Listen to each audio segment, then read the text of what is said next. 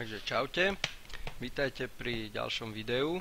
Dneska si ukážeme, ako som hovoril minule, taký jednoduchý spúšťač na také dokumenty alebo hudbu, videa a tak. Takže máme tu Rainmeter,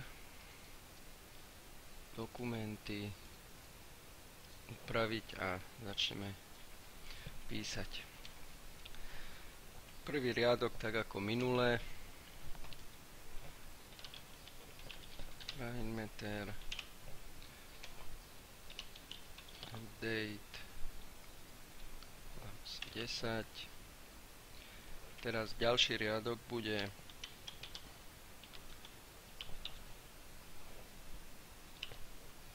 kvôli tomu, keď už budeme mať hotový skin a klikneme na ňo pravým, aby sa nám tam nič neukázalo. To tam nemusí byť. Keď to tam nie je, je jednoduchší prístup k upraveniu, ale ja si to tam zvyknem dať, ale to už je na vás potom. Ďalší riadok je toto, aby sme nemuseli stále vypisovať všetko. To si tiež ukážeme.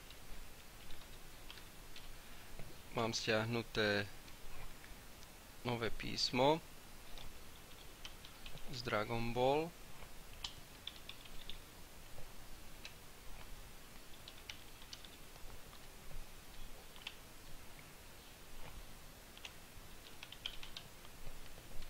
Farbu.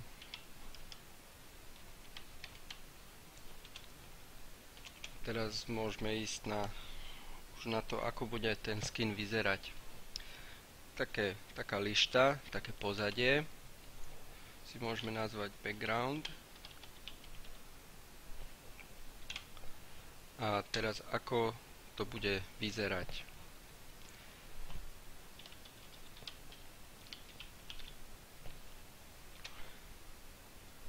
Šírka monitora,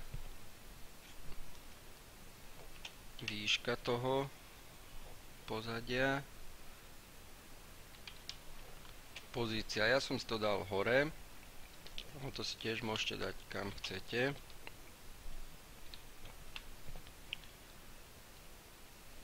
Teraz tá farba. Túto nemám preddefinovanú, lebo ju použijem iba raz, iba v tomto. Preto som to nepísal do toho riadka variables. Tak, dáme si uložiť a môžeme si to pozrieť, ako to bude vyzerať. Musíme to aktivovať. A hore už máme to pozadie, kde tu bude napísané to ostatné.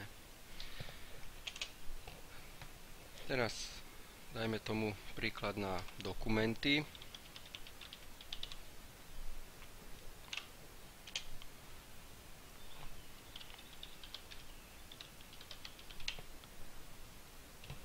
Tiež pozícia.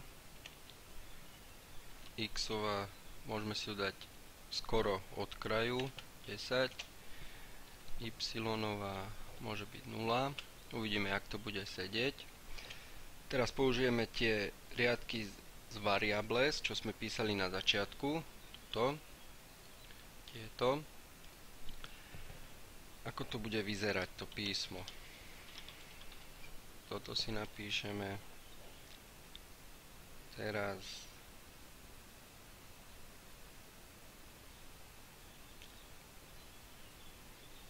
si napíšeme mriežku, ale neviem, jak sa píše mriežka.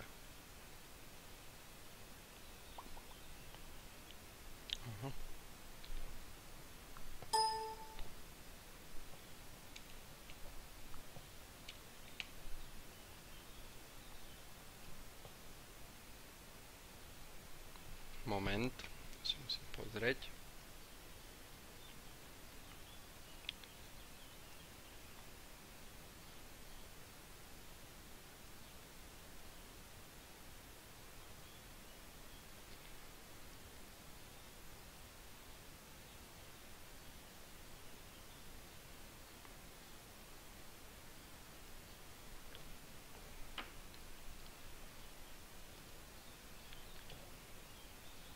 Takže Alt I, pravý Alt X.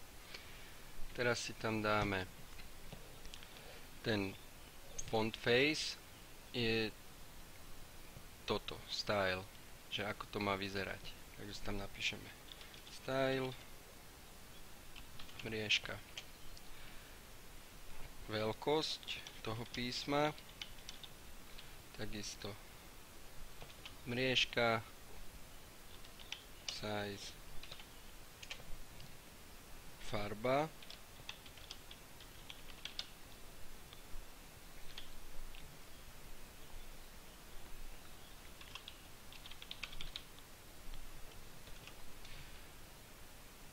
teraz text, ako to chceme mať nazvané, čo tam bude napísané vlastne, dokumenty,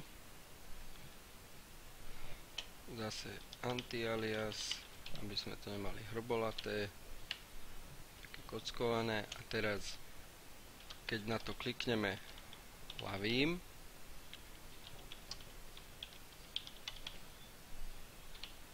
teraz si napíšeme výkričník, execute, zase lomená zátvorka a cestu k tomu, čo chceme spúšťať. Ešte sa musíme dať úvodzovky a cesta k tomu súboru. Napríklad spravíme si toto C používateľia dokumenty. Toto si skopírujeme, sem to prilepíme, zase úvodzovky, lomená zátvorka a hotovo. Uložiť, obnoviť a už je to tu dokumenty. Keď na to klikneme, otvoria sa nám dokumenty. Takto isto aj tie ostatné, ešte si môžeme napísať ešte jeden. Napríklad, neviem, sťahovanie alebo tak. Downloads, zase lomené zátvorky.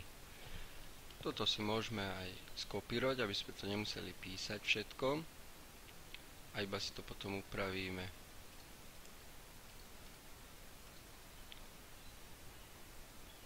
Súradnicu, aby sa nám to neprekrývalo. Text.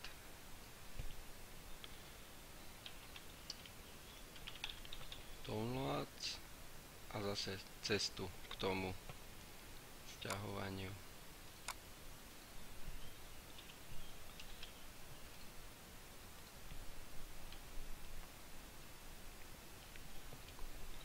Lomené zátvorky, uložiť, obnoviť.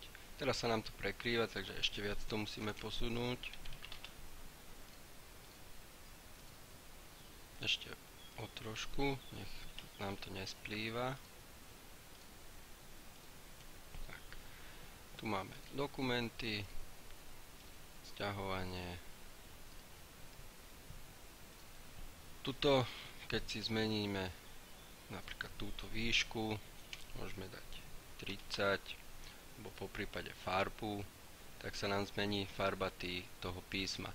Keď chceme zmeniť farbu tohto pozadia, tak to sa mení v tomto iba background, výšku, napríklad môžeme dať 35, alebo farbu, nech to je viacej priehľadné, po prípade aj inú farbu. Teraz to máme úplne priehľadné, dáme naspäť, nech to je vidno. Toto sa nám teraz zväčšilo, tak aj tie súradnice bude treba upraviť. Ale to si dáme naspäť na 22.